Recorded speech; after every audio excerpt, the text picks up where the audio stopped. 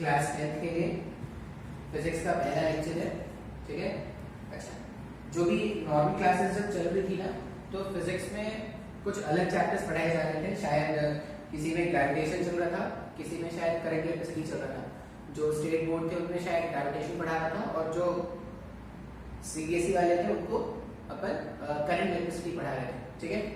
अभी वो chapter continue नहीं कर रहे हैं, अपन क्या कर रहे हैं, नया चैप्टर पिक कर रहे हैं, ठीक है। ये नया चैप्टर इसलिए पिक किया गया है क्योंकि ये जो चैप्टर है ना, वो दोनों बोर्ड्स में कॉमन है। स्टेट बोर्ड्स वाले बच्चे भी ये चैप्टर पढ़ेंगे, और जो सीबीएसई बोर्ड्स वाले बच्चे हैं उनको भी ये चैप्टर पढ़ना है, ठीक है। ऑप्टिक्स, इसलिए हमने क्या किया है, कॉमन टॉपिक पिक किया है, ठीक है। जब तक ये कोरोना है, ये लॉकडाउन जब तक चल रहा है, तब तक क्या करते हैं, ये कॉमन चैप्टर खत्म कर लेते हैं। एक बार ये कॉमन चैप्टर खत्म हो जाएगा तो जो भी तुम्हारे रिस्पेक्टिव क्लासेस हैं उसमें क्या करेंगे, तुम्हारे बाकी के सिलेबस कवर अप कर दिए जाएंगे, ठीक है। अभी ये जो चैप्टर है ऑप्टिक्स, ये शायद कोई नया टॉपिक नहीं है, ठीक है। ये जो चैप्टर है फिजिक्स में ऑप्टिक्स, ये कोई नया टॉपिक नहीं है। तुमने पहले कभी तो सुना हुआ होगा, शायद ऑप्टिक्स के नाम से नहीं सुना हो, आपने सुना हो इसको, आपने इसको अपने लोअर क्लासेस में पढ़ा हो लाइट के नाम से। फिजिक्स में ये चैप्टर आपने पढ़ा होगा लाइट के नाम से, ठीक है। अच्छा, अब अगर ये ऑप्टिक्स है और ऑप्टिक्स में लाइट के बारे में पढ़ने वाले हैं, तो सबसे पहला काम क्या करेंगे, सबसे पहला काम करेंगे लाइट को डिफाइन करना है, ठीक है। अब लाइट को अगर मेरे को डिफाइन करना है, मान लो मैं बोल रहा हूं एक वर्ड है मेरे पास लाइट। अब एक कॉमन इंसान, एक आम इंसान को कैसे समझ में आएगा ये क्या है, तो दो डेफिनेशन बताऊंगा इसमें, ठीक है। एक डेफिनेशन हल्का, जो एक लोअर क्लासेस के बच्चों को पता होता है, और एक थोड़ा अच्छा डेफिनेशन जो हायर क्लासेस के बच्चों को सिखाया जाता है, ठीक है। दोनों बताया जाएगा आपको। अब ध्यान से देखना क्या है, एग्जाम में आप दोनों में से कोई भी लिख सकते हो। लाइट, अगर कोई मुझे बोले कि लाइट को डिफाइन करना है, तो इसका डेफिनेशन अपन क्या लिखते हैं, light is a form of energy, ठीक है। अच्छा, मैं पूरा डेफिनेशन नहीं लिखूंगा, मैं डेफिनेशन के जो पॉइंट्स है सिर्फ वही लिखूंगा।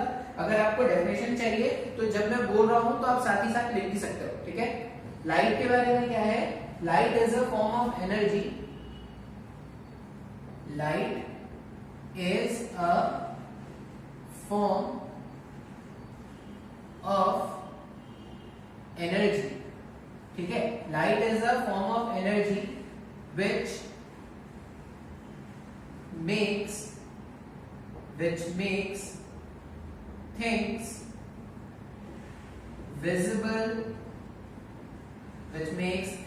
visible to us।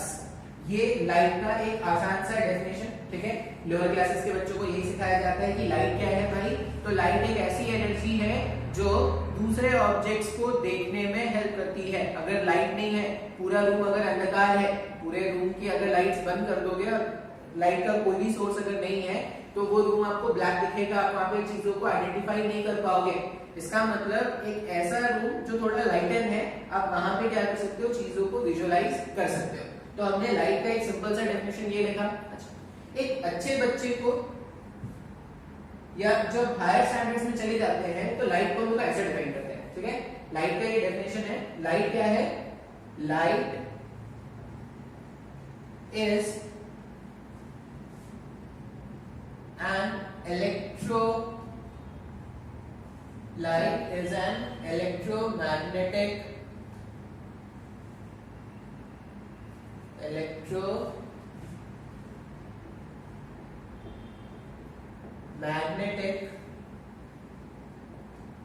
wave which is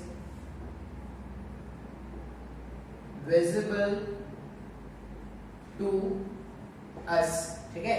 light क्या है, light is an electromagnetic wave, light एक इलेक्ट्रोमैग्नेटिक वेव है जो हमको दिखता है। अब बोलोगे सर ये इलेक्ट्रोमैग्नेटिक वेव क्या है, ये भारी कैसे हो गया, ये भारी हो गया इस वाले वर्ड के कारण। मैंने यहाँ पे एक वर्ड इंट्रोड्यूस कर दिया है, इलेक्ट्रोमैग्नेटिक वेव। अब ये इलेक्ट्रोमैग्नेटिक वेव क्या होता है ना, आप ऐसा समझो कि जब भी आपके बड़े ऐसा बोलते हैं ना कि आप मोबाइल फोन को पास रख के नहीं सोना चाहिए। ऐसा क्यों, क्योंकि वहां से रेडिएशंस आ रहे हैं, और वो जो रेडिएशंस आते हैं वो अपने हार्ट के लिए हार्मफुल होते हैं, ऐसा कुछ बताते हैं ना।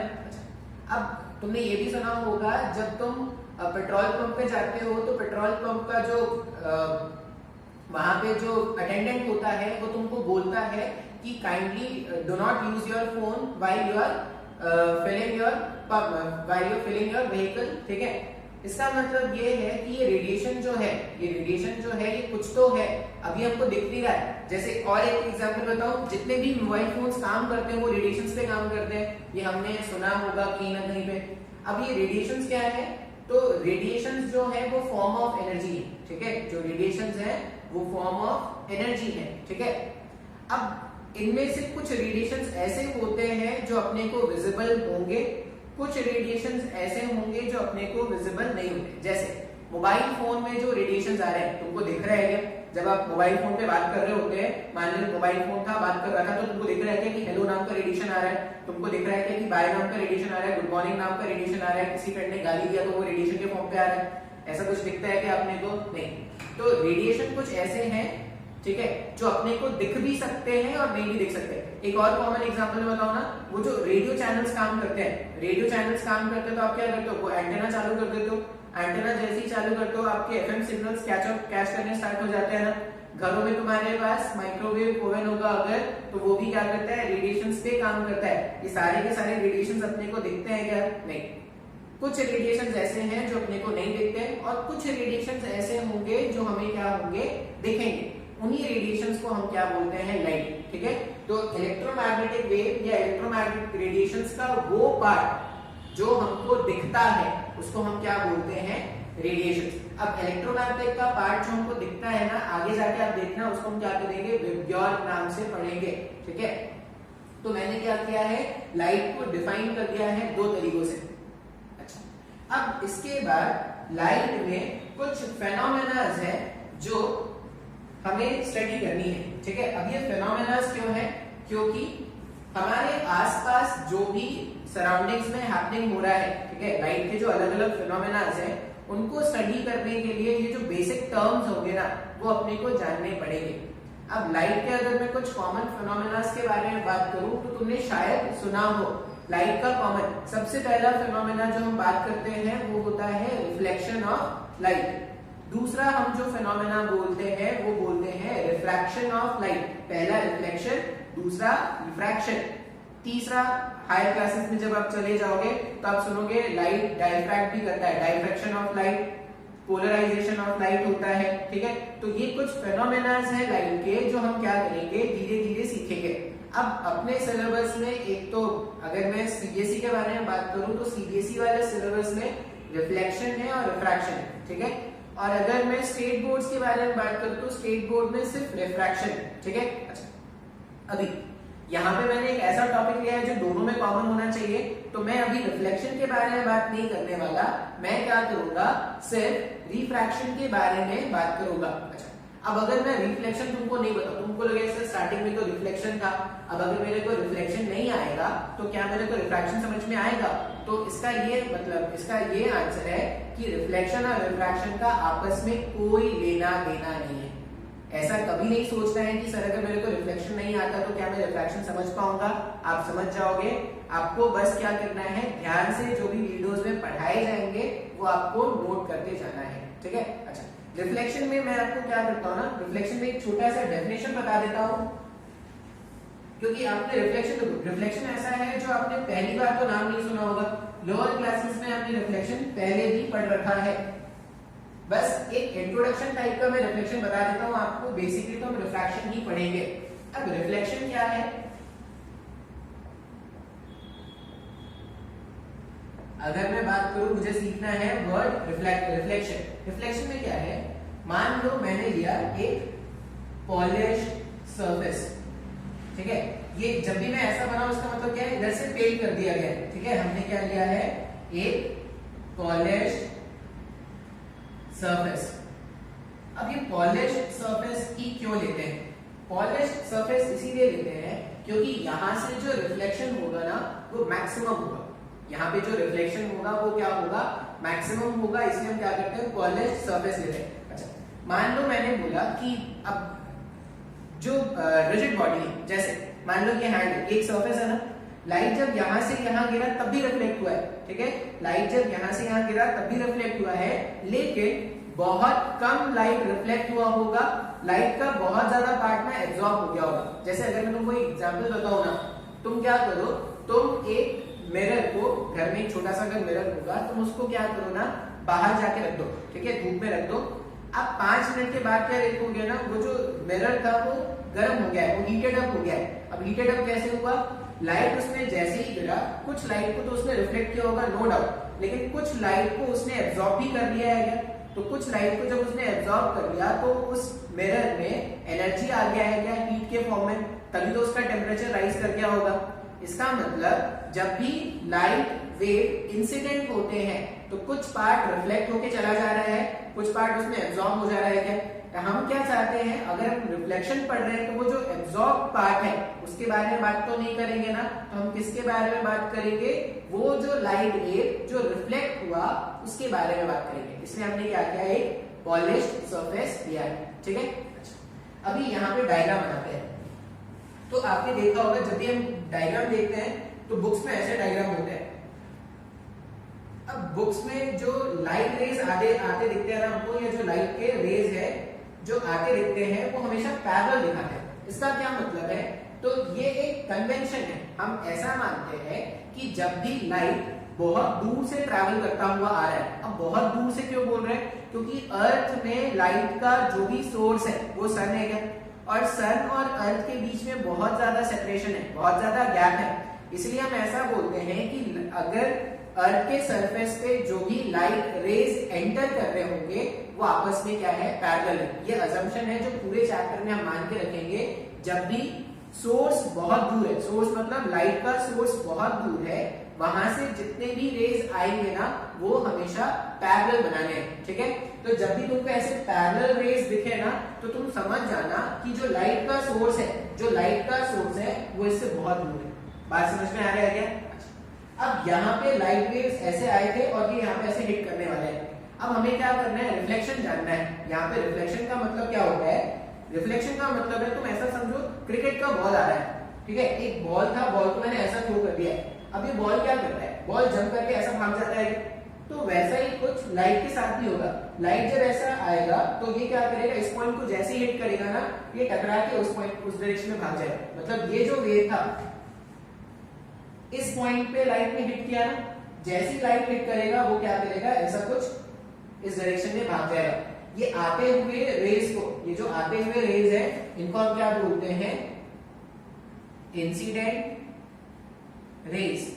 ये जो आते हुए रेज है उनको हम क्या बोलते हैं, इंसिडेंट रेज। और ये जाते हुए सब जगह से, इधर हिट करता हुआ इधर जाता है, इधर हिट करता हुआ इधर जाता है, ये जाते हुए रेज को हम क्या बोलते हैं, रिफ्लेक्टेड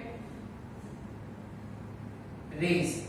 बात समझ में आ रहा है, ये सब आपने लोअर क्लासेस में जरूर पढ़ा होगा।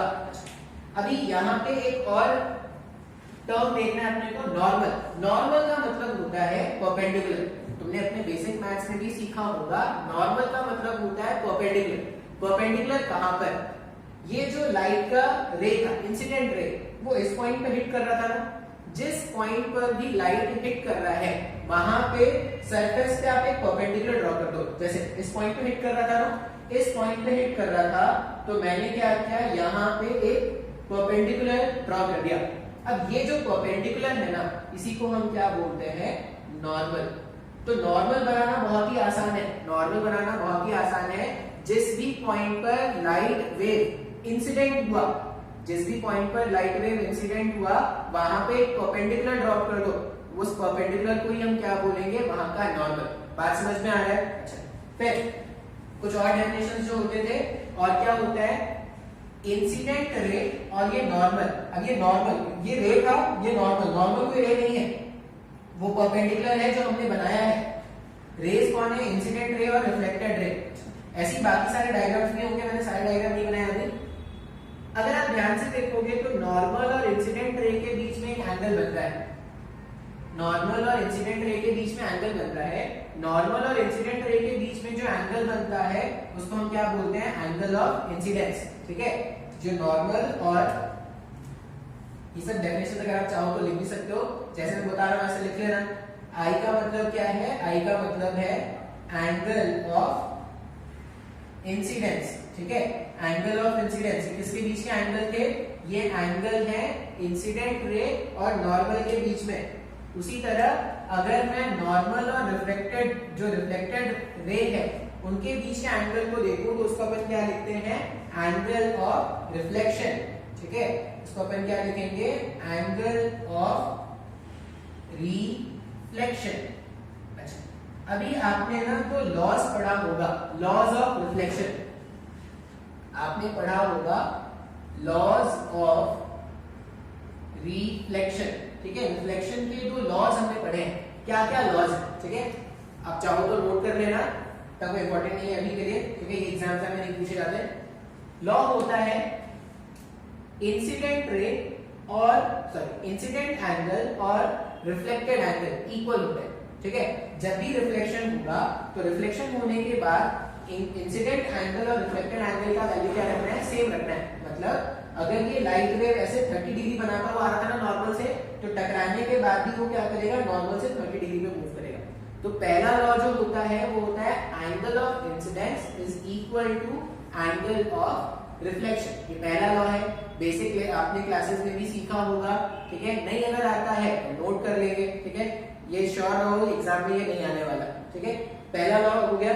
दूसरा लॉ क्या होता है, incident ray, normal and reflected रे, incident ray, normal and reflected ray at the point of incidence, ये जो पॉइंट है, देख तो पॉइंट ऑफ इंसिडेंस है ना, at the point of incidence all lies in a same plane. इसका मतलब है incident ray, normal and reflected ray at the point of incidence all lies in the same plane. जैसे अगर देखो ये white board एक प्लेन है, white board एक प्लेन है और इंसिडेंट रे, नॉर्मल और रिफ्लेक्टेड रे तीनों ने एक प्लेन शेयर किया हुआ है ना, तीनों व्हाइट बोर्ड पे बनाए गए। अगर तीनों को मैं व्हाइट बोर्ड पे बना सकता हूं मतलब क्या है, तीनों एक प्लेन पे है। लॉ का मतलब ये होता है कि अगर इंसिडेंट रे और नॉर्मल इधर है ना, तो कभी भी रिफ्लेक्टेड रे ऐसा नहीं होगा, मतलब ऐसा हो गया कि इंसिडेंट रे यहाँ पे था, नॉर्मल यहाँ था और रिफ्लेक्टेड रे, ऐसा कुछ नहीं आने वाला। वो हमेशा क्या होने वाले हैं, एक कॉमन प्लेन को शेयर करने वाले हैं। मतलब आप इस डायग्राम को कॉपी में बना सकते हो, बात समझ में आ रहा है। जैसे अगर रिफ्लेक्टेड रे इधर आ गया होता तो तुम व्हाइट पेज बना पाते क्या उसको, नहीं। इसका ये मतलब था कि हमारे पास दो लॉज है, पहला लॉ तो बहुत ही आसान है, इंसिडेंट एंगल और रिफ्लेक्शन एंगल का वैल्यू सेम रखना है, ठीक है। दूसरा लॉ है incident ray, normal and reflected रे at the point of incidence, at the point of incidence all lies in the same plane। बात समझ में आ रहा है, ये दो लॉज हैं रिफ्लेक्शन के। अच्छा, अब इसमें ना एक बहुत ही कॉमन सा क्वेश्चन होता है, ठीक है, बहुत सारे टीचर्स पूछते हैं, कुछ एग्जाम्स एनटीएससी अगर और कुछ एग्जाम्स अगर आप दोगे तो उसमें भी क्वेश्चन पूछते हैं। क्या क्वेश्चन होता है देखो, ठीक है, दो क्वेश्चन होंगे। पहला क्वेश्चन बेसिक बोर्ड्स के लेवल का होगा, दूसरा क्वेश्चन जो होगा वो एनटीएससी के स्टैंडर्ड का हो सकता है, ठीक है। अभी देखो, मान लो मैंने बोला कि एक रोज है, ठीक है, एक रेड रोज है। अब मुझसे किसी ने पूछा कि भाई ये जो रेड रोज है ना, इसका कलर रेड क्यों है। मुझसे ये क्वेश्चन किसी ने पूछा कि एक रेड रोज का कलर रेड क्यों, ये मुझे रेड क्यों दिख रहा है, ठीक है, ये रिफ्लेक्शन का बेस इसका आंसर होता है। अब एक्चुअल में क्या होता है, एक्चुअल में आपको शायद पता भी हो, जो व्हाइट लाइट है, जो व्हाइट लाइट है उसके 7 कंपोनेंट्स होते हैं क्या, ब्रॉडली अगर सोचा जाए तो, विद योर वो जो रेनबो वाले कलर्स होते हैं, जो व्हाइट लाइट है उसके क्या होते हैं, 7 कंपोनेंट्स होते हैं, जिसको हम क्या बोलते हैं, विद योर रेनबो वाले कलर्स। अच्छा, अब ये जो रोज है, रोज जिस मटेरियल से बना हुआ है ना, जैसे मान लो ये बल्ब था, बल्ब से लाइट ऐसे आ रहा है, तो कौन सा लाइट आ रहा है, व्हाइट लाइट आ रहा है। व्हाइट लाइट मतलब इसके अंदर जो है ना वो बाकी 7 कलर्स छुपे हुए हैं, ऐसा समझ लो, ठीक है। तो व्हाइट लाइट हमें क्यों दिख रहा है व्हाइट, क्योंकि वो सारे कलर्स का कॉम्बिनेशन मुझे दिख रहा है, ठीक है। अब जब लाइट यहाँ पे आया, जैसे ही लाइट उस रेड रोज के मटेरियल को हिट करेगा, जैसे ही लाइट उस रेड रोज के मटेरियल को हिट करेगा, वो रेड रोज के मटेरियल की एक प्रॉपर्टी है। क्या प्रॉपर्टी है, वो जो मटेरियल है ना वो बाकी सारे कलर्स को एब्सॉर्ब कर लेगा except for red. Red colour को वो रिफ्लेक्ट करेगा, बाकी सारे कलर्स ऑफ लाइट को वो क्या करता है, एब्सॉर्ब कर लेता है। इसका मतलब अगर ये रूम था, रूम पे व्हाइट लाइट गिर रही थी, तो व्हाइट लाइट के जितने भी कंपोनेंट्स है, ब्रॉडली हम बोले तो 7 कंपोनेंट्स है ना, तो out of the 7 components red को छोड़कर बाकी सारे कलर्स को उसके मटेरियल ने एब्सॉर्ब कर लिया। अब अगर उसके मटेरियल ने एब्सॉर्ब कर लिया और वो रिफ्लेक्ट करके सिर्फ रेड भेज रहा है, तो आपकी आंखों पे तो रेड कलर ही गिर रहा है। अगर आपकी आंखों पर रेड कलर गिर रहा है तो आपको क्या लग रहा है कि वो जो रोज है वो रेड इन कलर है। बात समझ में आ रहा है क्या?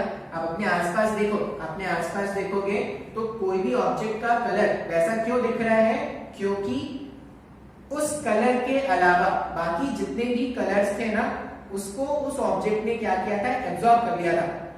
जैसे तुम टेबल देखो, चेयर देखो, डोर देखो, मान लो डोर जो है वो ब्राउनिश कलर का दिख रहा है। ऐसा क्यों दिख रहा है? क्योंकि उसने क्या किया, ब्राउन कलर के अलावा बाकी सारे कलर्स को उसने क्या किया, एब्सॉर्ब कर लिया। सिर्फ ब्राउन कलर ही ऐसा था जिसको उसने क्या किया है, रिफ्लेक्ट किया है। ठीक है, अब ब्राउन एक स्टैंडर्ड कलर नहीं है, वो मिक्सचर ऑफ कलर्स है। ठीक है, मिक्सचर ऑफ कलर्स है, इसलिए हमको ऐसा दिख रहा है। बात समझ में आ रहा है? तो हम क्या बोलेंगे कि कोई भी ऑब्जेक्ट का कलर मुझे क्यों दिख रहा है, क्योंकि इस कलर के लाइट को वो रिफ्लेक्ट कर रहा है, बाकी सारे कलर्स ऑफ लाइट को उसने क्या किया था, एब्सॉर्ब कर लिया था। बात समझ में आया क्या? अगर तुमको ये समझ में आया है ना कि कोई भी ऑब्जेक्ट का कलर जैसा वो है वो ऐसा वो क्यों दिखता है, तो आपको एक क्वेश्चन का आंसर बताना है। ठीक है, क्वेश्चन ध्यान से सुनना, मैं आंसर आपको नहीं बताऊंगा। आंसर आपको क्या करना है, जो भी वीडियो होगा, वीडियो के नीचे जो कमेंट सेक्शन है वहां पे आपको आंसर बताना है। क्वेश्चन ध्यान से सुनना। ठीक है, ये कोई केबीसी का गेम नहीं खेल रहा है, ये बस तुम्हारे क्यूरियोसिटी के लिए है कि तुमको समझ में आया है या नहीं। ठीक है, कोई अवार्ड नहीं मिलने वाला कि हाँ भाई देवी और सजनों ये 10,000 करोड़ के लिए आपके लिए सवाल है, ऐसा नहीं है। आपके अंडरस्टैंडिंग के लिए क्वेश्चन है। क्वेश्चन तो क्या है, ध्यान से सुनो क्वेश्चन। एक ग्रीन रूम है, ठीक है, ये जो रूम है, जिस रूम पे तुम बैठे होगे, ऐसा इमेजिन करो कि वो जो रूम है वो पूरा ग्रीन इन कलर है और वॉल्स भी ग्रीन थे, जो बल्ब्स वगैरह जो लगे हो ना, हर कुछ ग्रीन है। ठीक है, वॉल ग्रीन, बल्ब ग्रीन, जितना कुछ भी हो सकता था सब कुछ ग्रीन है। उस ग्रीन रूम पर, उस ग्रीन रूम में हमने क्या कर दिया है, एक रेड रोज लाके रख दिया है। बात समझ में आ रहा है? रूम कैसा था, रूम था ग्रीन इन कलर। उस ग्रीन इन कलर वाले रूम पे मैंने क्या कर दिया है, एक रेड रोज लाके रख दिया है। ठीक है, अब मैं आपसे पूछ रहा हूं, उस रेड रोज का कलर उस ग्रीन रूम में क्या दिखेगा? क्वेश्चन क्या है, उस रेड रोज का कलर ग्रीन रूम के बाहर से देखे तो वो रेड दिख रहा था ना, अब जैसे उसको ग्रीन रूम के अंदर लेके आओगे, उस ग्रीन रूम के अंदर उस रेड रोज का कलर क्या होगा, ये तुमको सोच के बताना है। ठीक है, और तुम आंसर बताना और उसके नीचे एक एक्सप्लेनेशन बताना कि sir I think this might be the answer and this is my reason. ठीक है, ऐसा नहीं कि पूरी कहानी लिखनी तुमको, तुम 2-3 वर्ड्स का यूज करके एक्सप्लेन कर सकते हो। बात समझ में आ रहा है? लेकिन सोचना जरूर। अच्छा क्वेश्चन है ये, जो क्वेश्चन है वो एनटीएससी स्टैंडर्ड का है। इससे पहले वाला क्वेश्चन था कि रेड रोज रेड क्यों दिख रहा है, वो बोर्ड्स में सीबीएसई में तुमसे पूछ सकते हैं। बात समझ में आ रहा है? अच्छा, रिफ्लेक्शन पे मैं इतना ही बात करूंगा। रिफ्लेक्शन अगर तुम 10th के बोर्ड में हो, मतलब अगर तुम 10th स्टैंडर्ड हो और तुम सीबीएसई बोर्ड से बिलोंग करते हो, तो रिफ्लेक्शन तुमको बाद में पढ़ा दिया जाएगा। अभी मैं बात करने वाला हूं रिफ्रैक्शन के ऊपर। ठीक है, तो ये अगर आप चाहो तो नोट डाउन कर सकते हो। हमें अभी क्या करना है, रिफ्रैक्शन पर बात करना है। आई होप आपको रिफ्लेक्शन क्या होता है ये समझ में आ गया है। अभी रिफ्लेक्शन में बहुत कुछ है, मिरर है, अलग अलग इसमें क्वेश्चंस आते हैं, सब कुछ है। मैं वो सब नहीं करा रहा, मैं आपको सिर्फ मैंने रिफ्लेक्शन का एक बेसिक बता दिया है कि रिफ्लेक्शन होता क्या है। आगे जो भी रिफ्लेक्शन में है वो हम क्या करेंगे, आगे वाले क्लासेस में पढ़ेंगे। ठीक है, अभी टॉपिक का नाम लिखेंगे रिफ्रैक्शन और इसको हम क्या करते हैं, डिटेल से समझते हैं। ऑप्टिक्स के अंदर हम क्या पढ़ने वाले हैं, रिफ्रैक्शन। ये रिफ्रैक्शन भी वर्ड आपने शायद पहले कभी सुना हो। ठीक है, अच्छा, रिफ्रैक्शन के लिए ना मैं आपको एग्जांपल बताता हूं। मान लो आप एक स्प्रिंटर, ठीक है, आप स्प्रिंटर हो, आप रनिंग करते हो, ग्राउंड था, तो ग्राउंड का कुछ सेक्शन था ना वो ड्राई था। ठीक है, ग्रास थे वहां पे लेकिन वो ड्राई था, आप वहां पे रन कर रहे हो और ग्राउंड पे कुछ ऐसा सेक्शन है ना वहां पे वाटर पानी गिरा हुआ है, पानी गिरा हुआ, वाटर लॉगिंग हो चुका है, तो वो जो ग्राउंड है वो जो वहां पे मड है वो स्टिकी हो गया है। अब सेम स्प्रिंटर जैसा ड्राई ग्राउंड में रन करता है वैसे ही वो बॉडी वाले ग्राउंड में रन कर पाएगा क्या? नहीं। अगर आप देखोगे, आप अगर खुद भी कभी ग्राउंड जाके अगर ऐसा एक्सपीरियंस करने का सोचोगे तो आप देखना ड्राई जहां पर है वहां पे आप बहुत स्विफ्टली मूव कर सकते हो, बहुत ज्यादा रेट से मूव कर सकते हो। लेकिन जहां पर पानी गिरा है ना, एक तो वहां पे स्लिप होने की चांसेस होगी और दूसरा क्या होगा, आपका जो स्पीड है वो भी कम हो जाएगा। इसका ये मतलब है कि सेम स्प्रिंटर अगर अलग अलग रोड्स में भागता है तो उसकी जो भागने की स्पीड है, मूव करने की जो स्पीड है वो अलग अलग होगी क्या? तो अगर स्प्रिंटर के साथ ऐसा है तो लाइट के साथ भी ऐसा हो सकता है क्या? ठीक है, अब क्या हो सकता है वो देखो। हम क्या करते हैं, रिफ्रैक्शन। मान लो ऐसा है, ये एयर है और ये क्या है, वाटर। ठीक है, ऊपर एयर नीचे पानी, और इसको क्या बोलते हैं, एयर वाटर इंटरफेस। इंटरफेस मतलब ये दोनों को सेपरेट करना है। ठीक है, अभी जब रिफ्लेक्शन होता था, अब ध्यान से देखना, जब रिफ्लेक्शन होता था, मान लो यहाँ पे पॉलिश ऑब्जेक्ट था तो लाइट रे यहां गिरता था, टकरा के वापस यहीं चला जाता था। तो रिफ्लेक्शन के केस में लाइट ने अपना मीडियम चेंज किया था क्या? नहीं, वो थ्रू आउट एयर में ही है ना। देखो अभी भी एयर में टकरा के भी चला गया तो एयर में ही, उसने अपना मीडियम चेंज किया क्या? नहीं। अगर मीडियम चेंज नहीं हुआ तो लाइट का स्पीड चेंज होता क्या? लाइट का स्पीड चेंज नहीं होगा ना सेम मीडियम पे। तुम सोचो स्प्रिंटर है, वो स्प्रिंटर क्या कर रहा है, ड्राई ग्राउंड में दौड़ता जा रहा है, उसका स्पीड चेंज होगा क्या? नहीं, वो कांस्टेंट स्पीड से दौड़ रहा होगा। लेकिन जैसे ही वो मडी वाले एरिया में आ जाएगा तो उसका जो स्पीड है वो चेंज हो जाएगा। अब ध्यान से देखो हो क्या है, मैंने बोला एयर वाटर इंटरफेस है, ठीक है, और एयर वाटर इंटरफेस में एक रे, मैंने सिर्फ एक रे भेजा है अंडरस्टैंडिंग के लिए, एक रे ऑफ लाइट ऐसा आया। ठीक है, ये एयर वाटर इंटरफेस था और एयर वाटर इंटरफेस में रे ऑफ लाइट ऐसा है। फिर से ये जो आता हुआ रे होता है इसको हम क्या बोलते हैं, इंसिडेंट रे। ये हमारे पास इंसिडेंट रे हो गया। जिस पॉइंट पे ये इंसिडेंट हुआ है, ये पॉइंट ऑफ इंसिडेंस है क्या?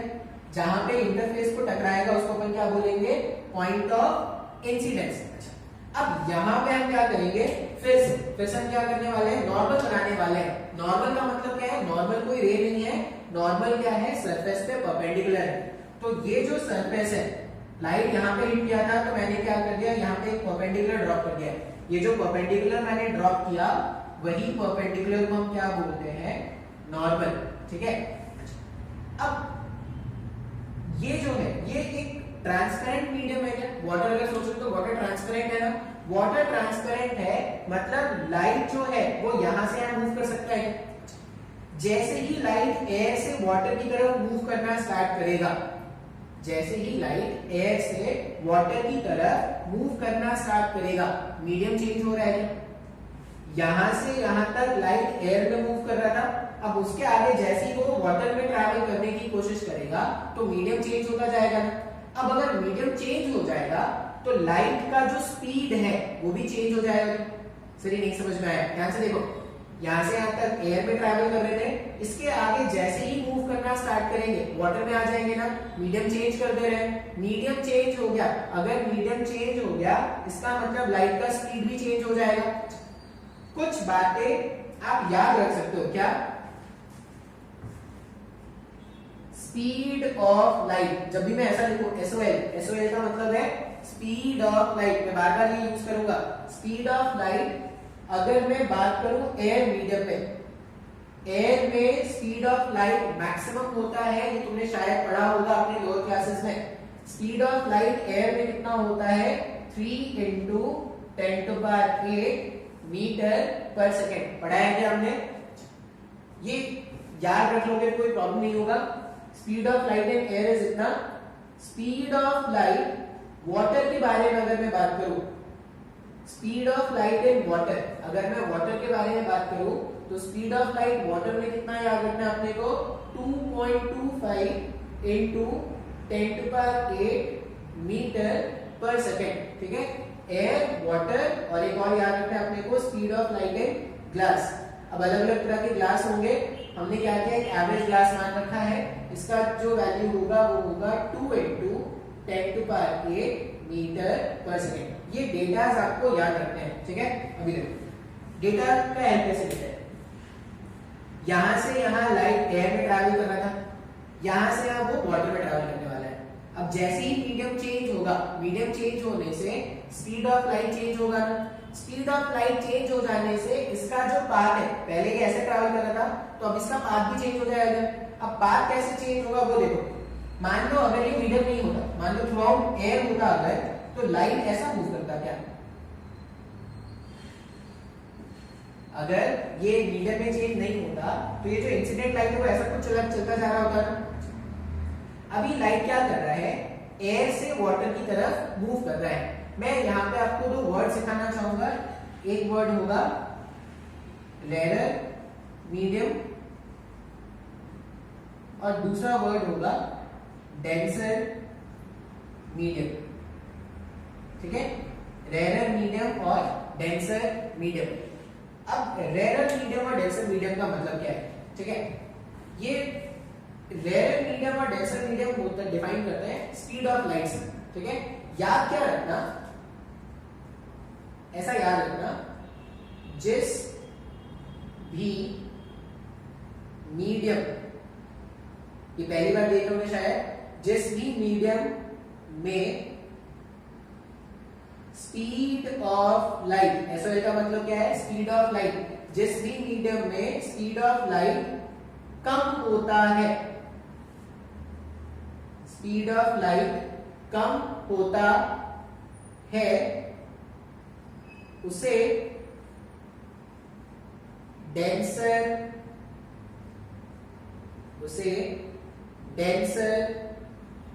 मीडियम कहते हैं, ठीक है। रेयर और डेंसर को डिफाइन कैसे करेंगे, मान लो मैंने बोला कि मेरे पास एयर वाटर इंटरफेस है, ठीक है, डेफिनेशन आपको ऐसे ही याद रखना है, जिस भी मीडियम में स्पीड ऑफ लाइट कम होगा वो क्या होगा, डेंसर मीडियम। अभी ध्यान से देखो, ये एयर है और ये वाटर है, ठीक है, एयर और वाटर है, स्पीड ऑफ लाइट अलग अलग है। एयर में स्पीड ऑफ लाइट 3 × 10⁸ और वाटर में स्पीड ऑफ लाइट 2.25 × 10⁸। अब ध्यान से देखोगे तो डेफिनेशन के हिसाब से वाटर में स्पीड ऑफ लाइट कम हो गया, अगर वाटर में स्पीड ऑफ लाइट कम हो गया इसका मतलब वाटर डेंसर मीडियम है और एयर क्या है, रेयर मीडियम है। बात समझ में आ रहा है क्या? तो ये जो मैंने डायग्राम बनाया है ना, इस डायग्राम के हिसाब से एयर जो है वो एक रेयर मीडियम है और वाटर जो है वो एक डेंसर मीडियम है। मैंने कैसे फाइंड किया, मैंने देखा स्पीड ऑफ लाइट, जिस भी मीडियम में स्पीड ऑफ लाइट क्या होगा, स्पीड ऑफ लाइट कम होगा, याद रख लेना वो डेंसर मीडियम है। अच्छा, अब हमेशा जैसे अभी एयर वाटर इंटरफेस लिया है ना, मान लो मैं एयर वाटर इंटरफेस नहीं लेके मैं बोलता यहाँ पे ग्लास, यहाँ पे एयर नहीं है, यहाँ पे ग्लास और यहाँ पे वाटर, ध्यान से देखना, ये ग्लास और यहाँ पे वाटर। अब अगर ये ग्लास और ये वाटर है तो वाटर में स्पीड ऑफ लाइट क्या होगा, वाटर में स्पीड ऑफ लाइट ज्यादा है ना ग्लास के कंपैरिजन में, तो इस केस में क्या हो जाता है, ये मीडियम हमारा डेंसर हो जाता और ये मीडियम रेयर हो जाता। तो रेयर और डेंसर तुमको ये याद नहीं रखना है कि सर एयर हमेशा रेयर है, वाटर हमेशा डेंसर, ऐसा याद नहीं रखना है तुमको क्या याद रखना है, तुमको ये डेफिनेशन याद रखना है। जब भी मैं बोलूं कि तुमको रेयर और डेंसर मीडियम पहचानना है, तुम क्या देखोगे, स्पीड ऑफ लाइट, जहां पर भी स्पीड ऑफ लाइट तुमको ज्यादा मिल जाए तुम बोल देना वो रेयर मीडियम है, और जहां पर भी स्पीड ऑफ लाइट कम मिल जाए वो क्या हो जाएगा, डेंसर मीडियम। अलग अलग केसेस में अलग अलग रेयर मीडियम, अलग अलग डेंसर मीडियम हो सकते हैं। जैसे अगर मैं एयर वाटर के इंटरफेस के बारे में बात करूं, एयर वाटर इंटरफेस में वाटर डेंसर है क्या, लेकिन अगर ग्लास वाटर इंटरफेस होता, ग्लास वाटर इंटरफेस में क्या हो जाता, वाटर रेयर हो जाता क्या। बात समझ में आ रहा है ना, अपने को रेयर मीडियम और डेंसर मीडियम आइडेंटिफाई करना आना चाहिए, हाँ या ना, क्लियर है ये सारी बातें आपको क्या करनी है, नोट कर लेनी है। आप क्या करना, ये डायग्राम भी कंप्लीट नहीं हुआ है, ठीक है, पहले अपन धीरे धीरे बेसिक सीखते जाएंगे, फिर ये डायग्राम कंप्लीट करेंगे। इसको आप नोट करके लिख लेना, डायग्राम आप बाद में बनाना, पहले किसको नोट करोगे, पहले आप इसको नोट करके लिख लो, फिर ये डायग्राम हम बाद में कंप्लीट करेंगे, ठीक है। मैं इस वाले पार्ट को भी रिमूव करने वाला हूं, तो आप क्या करोगे, स्क्रीन पॉज करके पहले आप इसको लिख लोगे। ये अभी मेरा जो डायग्राम था वो कंप्लीट नहीं है, डायग्राम एक बार कंप्लीट हो जाएगा तब नोट डाउन करना। आई होप आपको रेरर और डेंसर मीडियम समझ में आ गया है कि रेरर मीडियम क्या होता है और डेंसर मीडियम क्या होता है। अभी अपने को एक नोट याद रखना है। क्या नोट याद रखना है? नोट ऐसा है,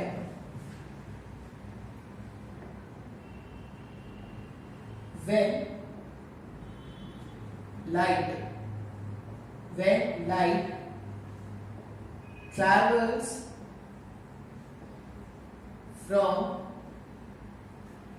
light travels from a rarer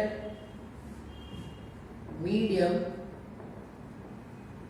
to denser medium. When light travels from rarer medium to denser medium, it has a tendency to bend towards normal. ये स्टेटमेंट आपको याद रखना है, ठीक है। हमने स्टेटमेंट क्या लिखा है या नोट क्या लिखा है? जब भी लाइट रेरर मीडियम से डेंसर मीडियम की तरफ जाएगा, it has a tendency to bend towards the normal, ठीक है। टुवर्ड्स, इसका अगर उल्टा स्टेटमेंट होता तो इसका उल्टा स्टेटमेंट क्या है? जब लाइट रेरर से डेंसर जा रहा है, ध्यान से देखना, जब लाइट रेरर से डेंसर जा रहा है तो हमने क्या बोला कि it has a tendency to bend towards normal. पहले मैंने इसको यहां पे बना के दिखा देता हूं आपको। देखो, ये एयर था, ये वाटर है। लाइट क्या कर रहा है? एक रेरर मीडियम से डेंसर मीडियम में एंटर करने वाला है क्या? अच्छा, अगर ये मीडियम में चेंज नहीं होता, थ्रू आउट अगर एयर होता तो लाइट वेव ऐसा चला जाता है। अब वो नोट के हिसाब से rarer medium to denser medium जब जाएंगे तो it has a tendency to bend towards normal. मतलब ये जो लाइट रे है जो ऐसे जा रहा था वो क्या करेगा? नॉर्मल की तरफ बेंड हो जाएगा ना। ऐसे तो चला ही जाता ना अगर मीडियम चेंज नहीं होता तो। अब ये मीडियम चेंज हुआ है, उसके कारण क्या हो गया? जो लाइट वेव है उसकी टेंडेंसी नॉर्मल की तरफ बेंड होने की हो गई है। मतलब ऐसा कुछ हो जाएगा, ऐसे जाना चाह रहा था, ऐसे जाना चाहता था ना, लेकिन मीडियम चेंज होने के कारण इसको क्या करना है? नॉर्मल की तरफ बेंड करना है। क्यों? क्योंकि रेरर से डेंसर की तरफ जा रहा है। अब इसका उल्टा सोचो मतलब मान लो मैं बोलता कि सेम डायग्राम है और जो लाइट है वो वाटर से एयर की तरफ भाग रहा है। ध्यान से सोचना, ये डायग्राम समझ में आया? लाइट वाटर से अगर एयर की तरफ मूव करेगा, वाटर से एयर की तरफ अगर मूव करेगा, इस केस में एरोज ऐसा बना देना। देखो एरोज बहुत ज्यादा इंपॉर्टेंट है, एरोज बहुत ज्यादा इंपॉर्टेंट है। अभी के लिए मैं ये एरोज रब कर रहा हूं, मेरे को समझाना है, इसलिए आप ये डायग्राम कंप्लीट कर सकते हो, ठीक है। देखो, मान लो मैं ऐसा बोल रहा हूं कि अब मैंने एरो ऐसा बना दिया, इसका मतलब ये मेरा इंसिडेंट वेव हो जाता है क्या? इस डायग्राम के हिसाब से लाइट जो है वो डेंसर मीडियम में ट्रैवल कर रहा है। डेंसर मीडियम में ट्रैवल करने के बाद उसको रेरर मीडियम में जाना है। अब उसका उल्टा सोचो, अगर लाइट रेरर से डेंसर की तरफ आया था तो वो नॉर्मल की तरफ बेंड किया था ना। इसका उल्टा क्या है? अगर लाइट डेंसर से रेरर की तरफ जाएगा, ठीक है, आप चाहो तो इस नोट का उल्टा भी लिख सकते हो, यहाँ पे वाइस वर्सा भी लिख लेना। अगर लाइट डेंसर से रेरर मीडियम की तरफ मूव करेगा तो उसकी टेंडेंसी नॉर्मल से दूर जाने की होगी। रेरर से डेंसर अगर आ रहे थे तो नॉर्मल की तरफ जाने की थी, डेंसर से रेरर अगर जाएंगे तो नॉर्मल से दूर जाने की होगी। जैसे इस वाले केस में, ठीक है, आपको सारे डायग्राम नहीं बनाने, सिर्फ पहले वाला डायग्राम बना लेना काफी है, ये तो सिर्फ समझने के लिए। लाइट जो है वो डेंसर से रेरर मीडियम भाग रहा है। अगर लाइट डेंसर से रेरर भाग रहा है, मीडियम चेंज नहीं होता तो लाइट ऐसा भागता है, देखो ऐसा ऐसा चला जाता ना, ये जो लाइन होता, लाइट ऐसा चला जाता है, मीडियम चेंज नहीं होता तो। अभी क्या हो गया? Because of this medium change के कारण क्या हो गया? ये जो लाइट रे है इसकी टेंडेंसी नॉर्मल से दूर जाने की है ना। ऐसे तो जाने ही वाला था, नॉर्मल से दूर जाने तो इस तरफ कहीं पे बेंड करेगा ना, इधर कहीं तो बेंड नहीं कर सकता। अगर इधर कहीं बेंड करेगा तो टुवर्ड्स द नॉर्मल हो गया ना, तो ये क्या होगा? डायग्राम ऐसा हो जाएगा। सर नहीं आया समझ में? ये दोनों डायग्राम्स मैंने कैसे बनाया है वो आपको समझ में आया क्या? आप हमेशा याद रखना, जब भी मैं बोलूं रिफ्रैक्शन तो सबसे पहले तो पूछते हैं कि भाई रिफ्रैक्शन का कॉज क्या है, रिफ्रैक्शन क्यों हो रहा है। तो रिफ्रैक्शन का कॉज क्या है, याद रखोगे, रिफ्रैक्शन का कॉज है जब भी लाइट एक मीडियम से दूसरे मीडियम में ट्रैवल कर रहा है तो लाइट की स्पीड चेंज हो जा रही है, उसकी जो स्पीड है वो चेंज हो रही है, लाइट की स्पीड चेंज हो रही है तो उसका जो मूव करने का पाथ है वो भी क्या हो जाएगा, चेंज हो जाएगा। बात समझ में आ रहा है। और ये जो चेंज होने का, पाथ के चेंज होने को हम क्या बोलते हैं, रिफ्रैक्शन। पहला पॉइंट आपको समझ में आ रहा है। दूसरा पॉइंट जो आपको याद रखना है वो याद रखना है कि रेयर मीडियम और डेंसर मीडियम क्या है। रेयर मीडियम वो मीडियम है जहां पर स्पीड ऑफ लाइट है ज्यादा, ठीक है। जब भी रिफ्रैक्शन होगा तो दो मीडियम तो होंगे ही ना कम से कम में, तो दो मीडियम अगर कम से कम में है तो उसमें से एक मीडियम ऐसा होगा जिसमें स्पीड ऑफ लाइट क्या है, ज्यादा, एक मीडियम ऐसा होगा जिसमें स्पीड ऑफ लाइट क्या है, कम। तो जब भी हम ऐसा बोलेंगे कि लाइट जो है वो रेयर से डेंसर जा रहा है, ठीक है, तो हम क्या बोलेंगे, नोट क्या क्या रखना है, जब भी लाइट रेयर से डेंसर जाएगा तो लाइट की टेंडेंसी नॉर्मल के तरफ बेंड करने की है, जब भी लाइट डेंसर से रेयर जाएगा तो उसकी टेंडेंसी क्या होगी, नॉर्मल से अवे बेंड करने की होगी। बात समझ में आया है क्या, हाँ या ना, ठीक है। अब अगर किसी को चाहिए कि सर मेरे को अपना रिफ्रैक्शन का डेफिनेशन बता दो, मेरे को ये सब जो है मैं उसमें से समझ में आ गया है लेकिन मैं खुद का डेफिनेशन नहीं लिख सकता, तो उसके लिए डेफिनेशन देखो क्या है। डेफिनेशन ऐसा होता है, whenever light travels from one medium to another, whenever light travels from one medium to another, it bends, ठीक है, it bends, this bending of light is known as refraction, ठीक है। या आप ऐसा लिख लेना ज्यादा अच्छा हो जाएगा, the bending of light as it travels from one medium to another, the bending of light as it travels from one medium to another is known as refraction। I hope ये रिफ्रैक्शन आपको समझ में आया हो, हाँ या ना। यहाँ तक मैंने जो पढ़ाया है, देखो अगर तुमको कोई डाउट होगा ना तो तुम ग्रुप में मैसेज कर सकते हो, तुम मेरे को व्हाट्सएप में मैसेज कर सकते हो, कमेंट मैसेज कर सकते हो, ठीक है। आप जहाँ भी आपको अच्छा लगे आप वहाँ पे मैसेज करके पूछ सकते हो। आई होप जो मैंने लिखाया है, जो मैंने समझाया है वो आपको समझ में आया है, ठीक है। अभी इसको हटाते हैं, डायग्राम बहुत हो गया। अभी यहाँ पे ना कुछ डेफिनेशंस बताऊंगा, जैसे रिफ्लेक्शन में कुछ डेफिनेशंस हैं वैसे यहाँ पे भी डेफिनेशंस होंगे। फिर से डेफिनेशंस जो होंगे इतने इंपॉर्टेंट नहीं है, ठीक है। डेफिनेशंस बस आपको याद रखना है कि हाँ ये टर्मिनोलॉजीज हैं, अपने को याद रखना है। रिफ्रैक्शन के लॉज यहाँ पे अपने को सीखना है, ठीक है। अब रिफ्रैक्शन के लॉज देखते हैं, पहले कुछ टर्मिनोलॉजीज आपको बता देते हैं। मान लो मैं अभी ले रहा हूँ, क्या ले लेते हैं अपन, वाटर और ग्लास। मैंने वाटर और ग्लास का इंटरफेस ले लिया है। फिर से वाटर कैसा मीडियम होगा, इस केस में वाटर में स्पीड ऑफ लाइट ज्यादा, मतलब इस केस में वाटर जो है वो रेयर मीडियम है और ग्लास जो होगा वो क्या होगा, डेंसर मीडियम होगा, ठीक है। एक रे ऑफ लाइट ऐसा आया, अब रे ऑफ लाइट इस पॉइंट पे नहीं पे हिट करता ना, जिस पॉइंट पर भी रे ऑफ लाइट हिट करेगा वहां पे हम क्या करते हैं, हम ड्रॉ कर देते हैं एक नॉर्मल। हमने ड्रॉ कर दिया ऐसा एक नॉर्मल। अब ये जो नॉर्मल हमने ड्रॉ किया है या ये जो परपेंडिकुलर है उसको तो नॉर्मल बोल रहे थे। ये हमारे पास क्या था, ये हमारे पास था इंसिडेंट रे, आईआर मतलब इंसिडेंट रे। रे अगर रेयर से डेंसर मीडियम जा रहा है, मीडियम चेंज नहीं होता तो रे ऐसा भागता क्या, अगर मीडियम चेंज नहीं होता तो रे ऐसा भागता था, लेकिन बिकॉज ऑफ मीडियम चेंज रे क्या करेगा, रेयर से डेंसर आने पर टुवर्ड्स द नॉर्मल क्या करेगा, बेंड कर जाएगा। अब ये इस तरह का डायग्राम देखो, एरो की बहुत इंपॉर्टेंस है। एरो, ये एरो बता रहा है कि ये इंसिडेंट रे है, ये एरो बता रहा है ये रिफ्रैक्टेड। अब जो रिफ्रैक्ट होने के बाद रे आता है उसको हम क्या बोलते हैं, रिफ्रैक्टेड रे। ये क्या है, रिफ्रैक्टेड रे। फिर से यहाँ पे कुछ एंगल्स दिख रहे हैं हमको, क्या क्या एंगल्स हैं, अगर आप देखो तो नॉर्मल और इंसिडेंट रे के बीच में एक एंगल दिख रहा है, इसको वापस से क्या बोलेंगे, एंगल ऑफ इंसिडेंस।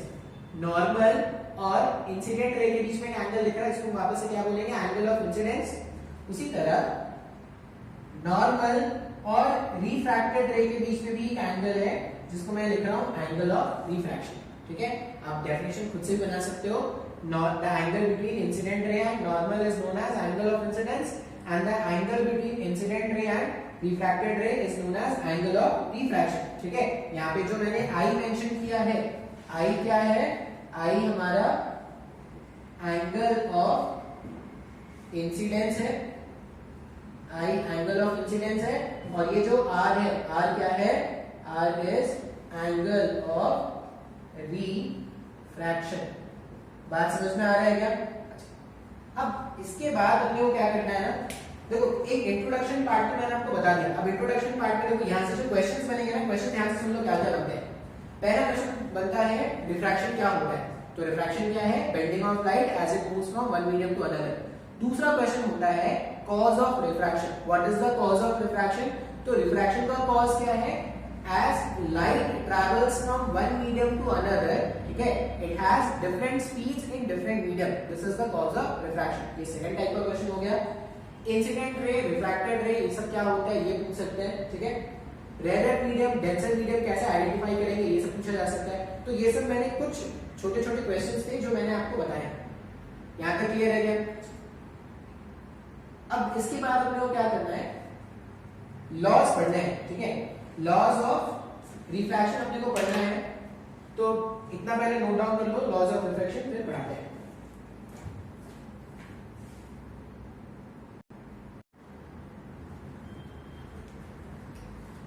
आगे बढ़ाना स्टार्ट करते हैं, ठीक है।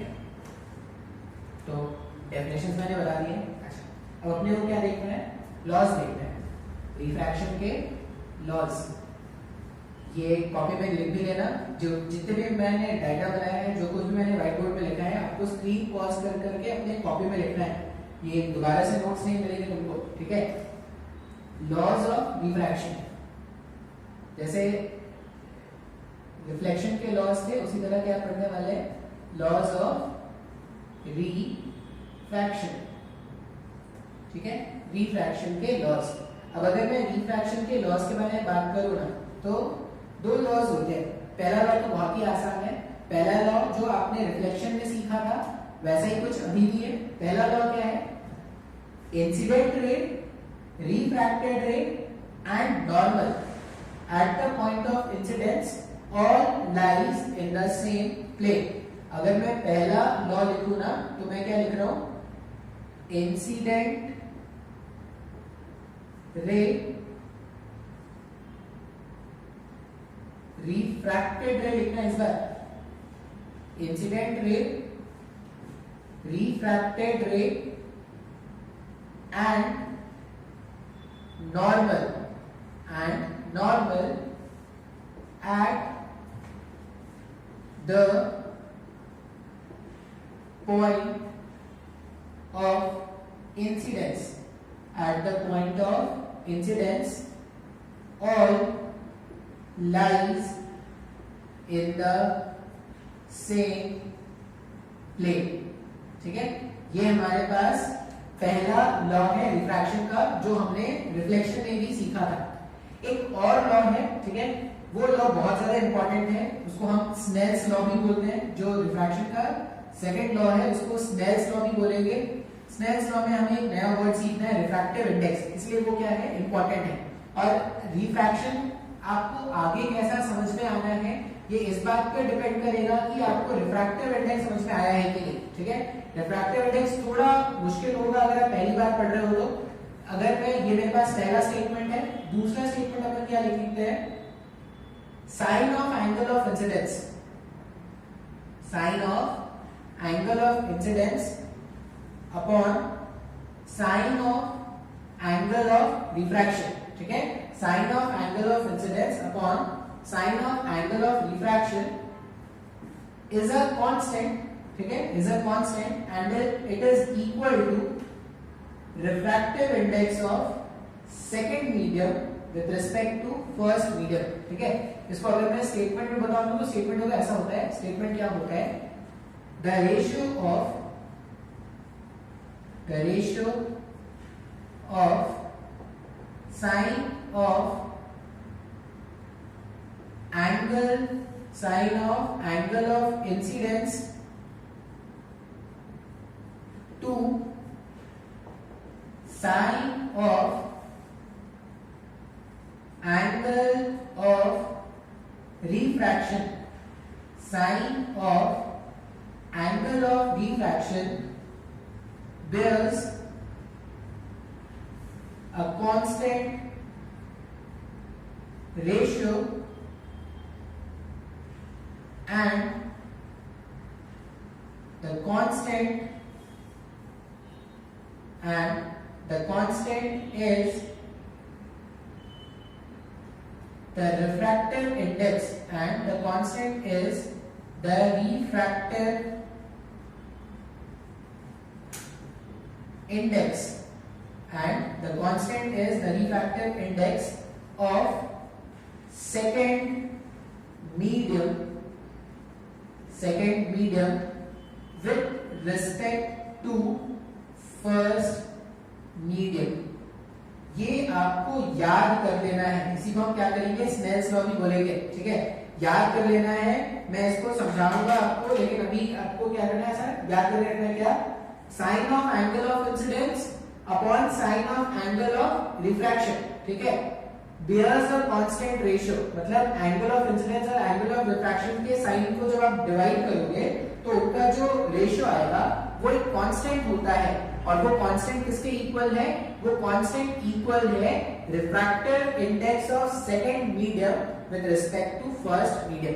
अब ये लॉ समझने के लिए, पहला लॉ में तो कोई प्रॉब्लम नहीं है, सेकंड लॉ जो मैंने लिखा है ना, ये लॉ समझने के लिए सबसे पहले आपको तो ये समझना पड़ेगा कि ये मैंने क्या लिखा है, इसको बोलते हैं म्यू। इस तरह से अगर मैं लिखूंगा ना म्यू, आप इसमें देखना अलग अलग बुक्स में म्यू लिखते हैं, एन लिखते हैं, कुछ भी हो सकता है, एनसीईआरटी में देखोगे तो एन मानते हैं, म्यू से भी रिप्रेजेंट करते हैं, एम यू म्यू, ठीक है। अब अगर मेरे को ये सेकंड लॉ समझना है रिफ्रैक्शन का, तो उसके लिए मुझे क्या करना पड़ेगा, रिफ्रैक्टिव इंडेक्स समझना पड़ेगा। और आप विश्वास रखो, इस चैप्टर में सबसे ज्यादा मुश्किल अगर किसी स्टूडेंट को फील होता है तो रिफ्रैक्टिव इंडेक्स ही होता है। अगर आपको रिफ्रैक्टिव इंडेक्स समझ में आ गया ना, तो आगे का चैप्टर बहुत ही आसान हो जाएगा। तो अभी रिफ्रैक्टिव इंडेक्स समझाऊंगा, ध्यान से देखना, हर एक स्टेप को कैसे डिफाइन कर रहे हैं, क्या हो रहा है, कैसे फाइंड करेंगे, ठीक है। तो सेकंड लॉ का एक्सप्लेनेशन तब बता पाएंगे जब हमें क्या है, रिफ्रैक्टिव इंडेक्स पता है। तो हम पहले क्या करते हैं, रिफ्रैक्टिव इंडेक्स पढ़ लेते हैं। एक बार अगर रिफ्रैक्टिव इंडेक्स समझ में आ गया तो सेकंड लॉ ऑफ रिफ्रैक्शन जो है वो खुद ब खुद समझ में आ जाएगा। फर्स्ट लॉ ऑफ रिफ्रैक्शन में ऐसा कोई प्रॉब्लम है नहीं, फर्स्ट लॉ ऑफ रिफ्रैक्शन बिल्कुल वैसा ही है जैसा हमने क्या किया था, रिफ्लेक्शन में पढ़ा था सेकंड लॉ, ठीक है। अभी मैं डिफाइन करूंगा रिफ्रैक्टिव इंडेक्स, एकदम ध्यान से देखना है। रिफ्रैक्टिव इंडेक्स, ठीक है। अच्छा, इसको रिप्रेजेंट कैसे करोगे, या तो इस तरह से, ये डिजाइन वाला यू लिख दोगे तो वो म्यू हो गया, इसको अपन क्या पढ़ते हैं, एम यू म्यू, ऐसा भी हो सकता है, या बहुत सारे लोग एन यूज करते हैं, तो आप एन यूज कर सकते हो, म्यू यूज कर सकते हो, कुछ भी यूज कर सकते हैं, ठीक है। अभी मान लो मैं बोल रहा हूं कि मुझे रिफ्रैक्टिव इंडेक्स फाइंड करना है, ठीक है। अब रिफ्रैक्टिव इंडेक्स को डिफाइन कैसे करते हैं, इसका जो डेफिनेशन है, रिफ्रैक्टिव इंडेक्स को डिफाइन कैसे कर रहे हैं, speed of light in air divided by speed of light in medium। ये डेफिनेशन है, सबसे बेसिक डेफिनेशन है जो आपको याद रखना है, ठीक है। हमने क्या किया, रिफ्रैक्टिव इंडेक्स क्या होगा, तो रिफ्रैक्टिव, अगर तो तुमसे पूछा है कि what do you mean by refractive index, तो तुम क्या बोलोगे, refractive index is the ratio of speed of light in air to speed of light in medium. अगर कोई तुमसे पूछता है कि what do you mean by refractive index of medium, तो refractive index of a medium, refractive index of a medium is the ratio of speed of light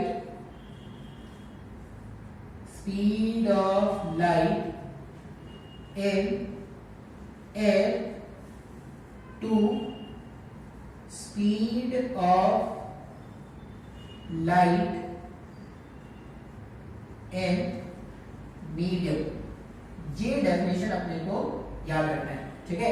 कोई तुमसे अगर पूछे कि रिफ्रैक्टिव इंडेक्स क्या है, तो आप बोलना refractive index is the ratio of speed of light in air to speed of light in medium, ठीक है। अच्छा, अब अगर मैं बोलूं कि इधर भी, मान लो मेरे को इसका यूनिट जानना है, मान लो इधर भी स्पीड है, इधर भी स्पीड है, इधर भी मीटर पर सेकंड लिखते हैं, इधर भी मीटर पर सेकंड लिखते हैं, मीटर पर सेकंड और मीटर पर सेकंड कैंसिल हो जाता तो उसका कोई यूनिट हो पाता क्या? आप याद रखना रेशियोज के कभी कोई यूनिट नहीं होते, तो यहाँ पे v का कोई यूनिट हो पाता क्या? नहीं। अभी ये जो डेफिनेशन है ना, इसको यूज करके हम कुछ कैलकुलेशन कर लेते हैं। मान लो मुझको बोला गया है calculate refractive index of glass. मान लो मेरे को ये फाइंड करने को बोला गया है क्या कि you have to calculate refractive index of glass. अब डेफिनेशन क्या है? डेफिनेशन है speed of light in air divided by speed of light in medium.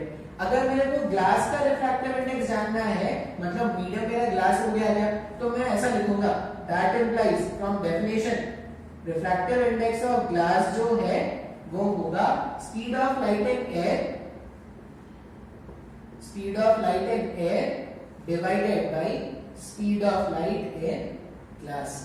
लिख सकते हैं ना ऐसा? इसको सिंप्लीफाई भी कर सकते हैं। वो कैसे? अगर इसको सिंप्लीफाई करोगे,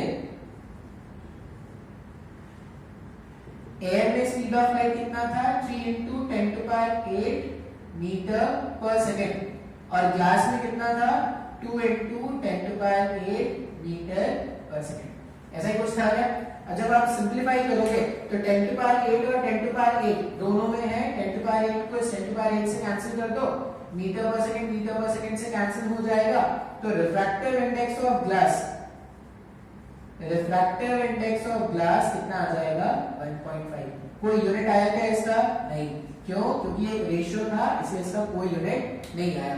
ठीक है। अच्छा, तो हमने इस तरह से रिफ्रैक्टिव, मान लो अगर आपको ये समझ में आ गया है तो आप क्या करना, खुद से घर में फाइंड करके देखना what is the refractive index of water.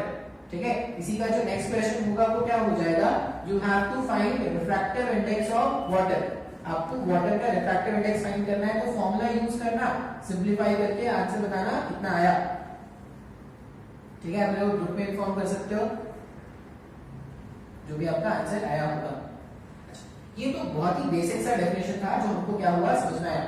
अगर मैं बोलूं, जब भी मैं बोल रहा हूं रिफ्रैक्टिव इंडेक्स, तो तुमको क्या समझ में आना है भाई? अगर रिफ्रैक्टिव इंडेक्स कैलकुलेट करना है, मतलब स्पीड ऑफ लाइट को कंपेयर करना पड़ेगा, speed of light in air divided by speed of light in medium, वो रिफ्रैक्टिव इंडेक्स ऑफ मीडियम। अभी कभी कभी ना ऐसा लिखा मिलता है, ठीक है, कभी कभी क्या मिलेगा क्वेश्चन में, ऐसा मिलेगा calculate refractive index of glass, ठीक है, ऐसा मिलेगा calculate refractive index of glass with respect to water. ठीक है, या तो ऐसा लिखा मिल सकता है या ऐसा मिल सकता है, म्यू ग्लास वाटर, ऐसा भी मिल सकता है, ऐसा भी मिल सकता है ग्लास वाटर, या सेम जैसे मैंने लिखा है ना वहां पे एन भी लिखा हो सकता है, ऐसा ग्लास वाटर, एन लिखा होगा ग्लास वाटर, ये कुछ भी फॉर्म में लिखा हो सकता है, आपको ये कैलकुलेट करना है। ठीक है, हम क्या बोल रहे हैं, अगर ऐसा लिखा है म्यू के बाद जी लिखा है और ये डब्ल्यू, ये जो वाटर है ना, ये इसका पोर्शन अगर शिफ्ट हो रहा है, ठीक है, अब ये मेरे को कैलकुलेट करना है। बात समझ में आ रहा है? इससे पहले जो था उसको सिंपली मैंने बोला कि calculate refractive index of glass, ऐसे ही मैंने बोला था। अब मैं बोल रहा हूं कि आपको रिफ्रैक्टिव इंडेक्स कैलकुलेट करना है ग्लास का, ठीक है, लेकिन वाटर के रिस्पेक्ट में। पहले वाले क्वेश्चन में मैंने आपको बोला था कि कैलकुलेट रिफ्रैक्टिव इंडेक्स, किसके रिस्पेक्ट में कैलकुलेट करना था, ये मैंने तुमको बताया था क्या? नहीं। इस बार जो क्वेश्चन है उसमें लिखा है refractive index of glass with respect to water, ये अपने को कैलकुलेट करना है। बात समझ में आ रहा है? अभी ध्यान से देखते हैं इसको सॉल्व कैसे करना है। आप याद, ये जो इससे पहले वाले जो हमने कैलकुलेशंस किए थे ना, हमने ऐसा बोला था ना कि रिफ्रैक्टिव इंडेक्स ऑफ ग्लास, अगर मैंने आपको बोला था तो अगर कुछ नहीं मेंशन है ना, मान लो यहाँ पे कुछ नहीं मेंशन है, इसका मतलब मैंने क्या किया है, मैंने एयर के रिस्पेक्ट में कैलकुलेट किया है। बात समझ में आ रहा है? ये लिखा हो या सिंपली ये लिखा हो, ये दोनों एक ही स्टेटमेंट है।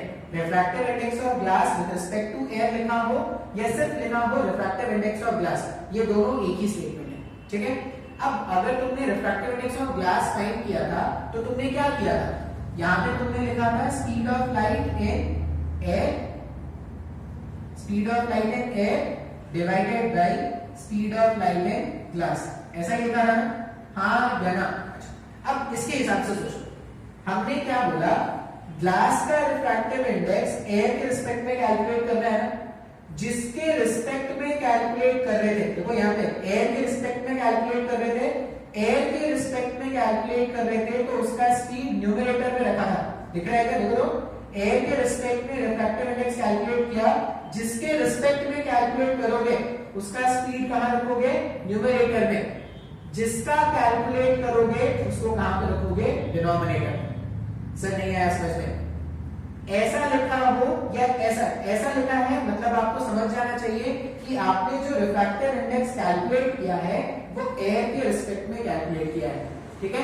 तो यहाँ पे जिसके रिस्पेक्ट में कैलकुलेट किया था उसका स्पीड हमने रखा न्यूमरेटर में, जिसका कैलकुलेट किया था उसका स्पीड हमने रखा डिनोमिनेटर में। बात समझ में आ रहा है क्या? इसको सॉल्व किया था तभी जाके 1.5 आंसर आया था ना। अब अगर ये मेरे को समझ में आ गया है तो मैं इस वाले क्वेश्चन को सॉल्व करता हूं। देखो ध्यान से देखना है, अभी कैसे सॉल्व करेंगे। मुझे कैलकुलेट करना है refractive index of glass with respect to water, यही मुझे कैलकुलेट करना है ना। अभी वाटर का क्वेश्चन कहीं भी हो सकता है, यहाँ हो सकता है, यहाँ हो सकता है, कहीं पे भी हो सकता है, इधर भी हो सकता है। आपको याद रखना है कि जो इसके साथ में लगा हुआ है ना उसका कैलकुलेट कर रहे हैं, और जो दूर में लगा हुआ है यहाँ के जो लगा होता उसके रिस्पेक्ट में कैलकुलेट कर रहे हैं। बात समझ में आ रहा है? तो अगर मेरे को ये कैलकुलेशन करना होता refractive index of glass with respect to water, तो वाटर के रिस्पेक्ट में है तो यहाँ पे क्या लिखेंगे? Speed of light in water, speed of light in water divided by speed of light in glass। Sir ये तो समझ ही नहीं आ रहा है सर, क्या है रिफ्रैक्टिव इंडेक्स? नहीं समझ में आ रहा है। सिंपल सा इतना याद रखो, रिफ्रैक्टिव इंडेक्स जब भी बोल रहा हूं ये क्या है? दोनों मीडियम्स के स्पीड का रेशियो है। रिफ्रैक्टिव इंडेक्स क्या है? दोनों मीडियम्स के स्पीड का रेशियो है। इसका एक फिजिकल सिग्निफिकेंस भी है, वो कुछ टाइम के बाद समझ में आएगा। अभी के लिए बस इसका मैथमेटिकल डेफिनेशन समझ लो। जब भी मैं बोलूं रिफ्रैक्टिव इंडेक्स, अच्छा भाई रिफ्रैक्टिव इंडेक्स कैलकुलेट करना है, मतलब क्या करेंगे? स्पीड ऑफ लाइट का रेशियो फाइंड करेंगे। बात समझ में आ रहा है? तो अगर मैं बोल रहा हूं कि मुझे ये कैलकुलेट करना था, तो ग्लास का कैलकुलेट, जिसका कैलकुलेट करना था उसका स्पीड डिनोमिनेटर में, जिसके रिस्पेक्ट में कैलकुलेट करना है उसका स्पीड न्यूमरेटर में। अच्छा कुछ नहीं मेंशन मतलब किसके रिस्पेक्ट में कैलकुलेट करना था? एयर के रिस्पेक्ट में कैलकुलेट करना था, ठीक है? तो जब मैं इसको सॉल्व करूंगा, speed of light in water में स्पीड ऑफ लाइट कितना बताया था? 2.25 इंटू 10 टू पावर 8 बताया गया। ग्लास में स्पीड ऑफ लाइट कितना बताया? 2 इंटू 10 टू पावर 8 बताया गया। 10 टू पावर 8 से ये 10 टू पावर 8 अगर मैं कैंसिल कर दूं तो 1.25 आएगा। अभी भी कोई यूनिट नहीं आना चाहिए क्योंकि रेशियो है। तो refractive index of glass with respect to water कितना आया? 1.25 आ रहा है क्या? हाँ या ना? अब ध्यान से देखना, जब मैंने कैलकुलेट किया था, सबसे पहला क्वेश्चन, जब मैंने कैलकुलेट किया था रिफ्रैक्टिव इंडेक्स ग्लास का मैंने रिफ्रैक्टिव इंडेक्स बोला था, तो किसके रिस्पेक्ट में कैलकुलेट करना है? कुछ नहीं मेंशन, मतलब एयर के रिस्पेक्ट में कैलकुलेट करना है। एयर के रिस्पेक्ट में उसका रिफ्रैक्टिव इंडेक्स 2 आएगा क्या? उसी ग्लास का रिफ्रैक्टिव इंडेक्स वाटर के रिस्पेक्ट में 1.25 आ रहा है क्या? इसका ये मतलब है कि अलग अलग मीडियम के कॉम्बिनेशंस का रिफ्रैक्टिव इंडेक्स अलग अलग आएगा क्या? अगर मैं ग्लास वाटर लूं तो कुछ अलग आएगा, अगर एयर वाटर लूं कुछ अलग आएगा, अगर वाटर ग्लास लूं कुछ अलग आएगा क्या? बात समझ में आ रहा है? जब भी आपको बोला जाए कि आपको कैलकुलेट करना है refractive index of a medium with respect to another medium, तो आप क्या करोगे? जिस मीडियम के रिस्पेक्ट में कैलकुलेट करना है उसका स्पीड आप रखोगे न्यूमरेटर में, और जिस मीडियम का कैलकुलेट करना है उसका स्पीड आप रखोगे डिनोमिनेटर में। दोनों को जब डिवाइड कर दोगे, जैसे आप दोनों को डिवाइड करोगे, डिवाइड करने पर जो रेशियो आएगा वही क्या है? रिफ्रैक्टिव इंडेक्स है। बात समझ में आ रहा है क्या? ठीक है। अच्छा अभी कुछ टर्म्स जो यहाँ पे आप यूज करते हैं ना, क्या यूज करते हैं? ये रिफ्रैक्टिव इंडेक्स ऑफ ग्लास बोल सकते हैं, या refractive index of glass with respect to air बोल सकते हैं, या इसी को अपन क्या बोलते हैं? Absolute refractive index, absolute refractive index. ठीक है, हम कुछ भी बोल सकते हैं। मान लो मेरे को बोलना है रिफ्रैक्टिव इंडेक्स ऑफ ग्लास बोल दो, refractive index of glass with respect to air बोल दो, या absolute refractive index of glass. तीनों ही स्टेटमेंट का मतलब है speed of light in air divided by speed of light in glass. बात समझ में आ रहा है? हाँ या ना?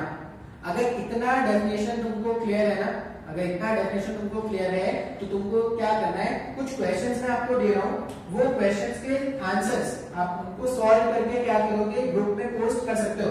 अगर ये डेफिनेशंस आपको समझ में आ गए हैं, रिफ्रैक्टिव इंडेक्स, अगर मैं बोल रहा हूं रिफ्रैक्टिव इंडेक्स क्या है सर, रिफ्रैक्टिव इंडेक्स क्या है, तो रिफ्रैक्टिव इंडेक्स तो रेशियो है किसका, speed of light in medium 2 divided bye medium 1। अच्छा बुक्स में ना ऐसे ऐसे लिखा मिलता है, दो कैसे,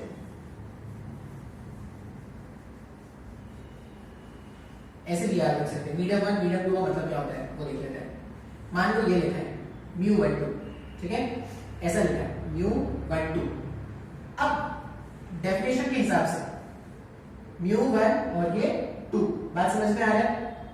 डेफिनेशन देखो, जो इसके पास में होता है उसका कैलकुलेट कर रहे हैं, जो दूर में उसके रिस्पेक्ट में कैलकुलेट कर रहे हैं, उसको पढ़ेंगे कैसे, इसको क्या बोलेंगे, रिफ्रैक्टिव इंडेक्स ऑफ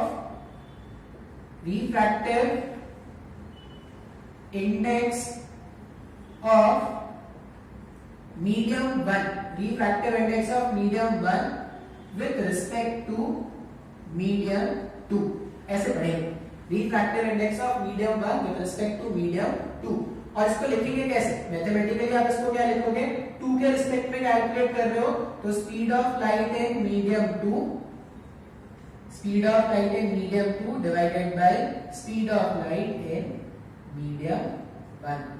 ये फॉर्मूला है जो बुक्स में आपको लिखे हुए मिल जाएंगे, μ12 speed of light in medium 1 sorry medium 2 divided by speed of light in medium 1। अब ये मीडियम 1 मीडियम 2 का मतलब क्या होता है, ये बार-बार आएगा, मीडियम 1 मीडियम 2 ऐसा बार-बार आएगा, तो आपको इसका मतलब क्या समझना है। देखो जैसे मान लो ये मैं बोल रहा हूं ये मेरा मीडियम है, ठीक है, यहाँ पे मीडियम मान लो वाटर और यहाँ पे मीडियम मान लो ग्लास, ठीक है। लाइट ऐसा लिखा हुआ है, मतलब ऐसा डायग्राम बनाया हुआ है, ये डायग्राम है।